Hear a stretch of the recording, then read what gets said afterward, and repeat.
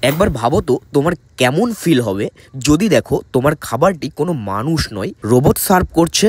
হ্যাঁ, বালুরঘাটের এই রেস্টুরেন্টে খাবার সার্ভ করার জন্য কোনো ওয়েটার নয়, আপনার অর্ডার করা খাবার নিয়ে আসবে এক সুন্দরী মহিলা রোবট। শুধু এইটুকুই না, এখানে ট্রেন করেও খাবার সার্ভ করার ব্যবস্থা আছে। প্রত্যেকটি টেবিল অনুযায়ী এখানে স্টেশনের নাম লেখা আছে। তোমরা খাবার অর্ডার করলেই এই ট্রেন লাইন ধরে একটি ট্রেন এসে তোমাদের খাবার দিয়ে যাবে। কি দারুণ ইউনিক একটা ব্যাপার, তাই না?